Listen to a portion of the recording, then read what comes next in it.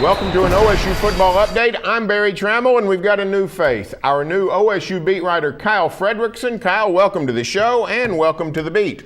It feels good to be here. I'm excited to really dive in this season, and let's get it going. Well, let's immediately start talking. You had a good story on Sunday. Kevin Peterson, the cornerback from Wagner, Oklahoma, going to be a team leader this year, showed it with a interesting trip back home. For sure. You know, Kevin Peterson is a guy that Glenn Spencer is going to count on big time for leadership this year. So when you see him taking those steps of taking guys on trips outside of football, trying to develop that bond, that chemistry, it's big for a team that's lacking a little bit of an identity on defense, and they're hoping that it turns into some success on the field by that bond off the field. Of course, the Cowboys, only 4 returning starters on defense.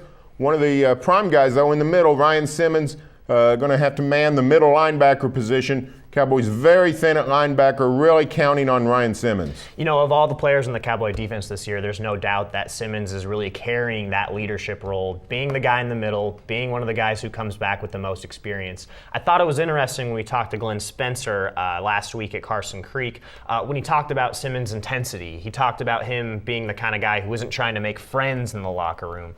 And with a young team, like I said before, you got to have those pieces in place if that young talent is going to play right away and if it's going to be effective. Of course, the Cowboys, rebuilding on defense, get thrown right into the fire, Florida State on August 30th. How will the Cowboys fare with such a young defense early on against the Seminoles? You know, I think right now even the coaches are a little bit in panic mode because they don't really know what to expect. But as fall camp comes along and as we see some of these young guys who are expected to fill a lot of these roles, especially on defense, I think we'll have a better idea of just how overmatched the Cowboys are. On paper, it's not even close. I think everyone knows that.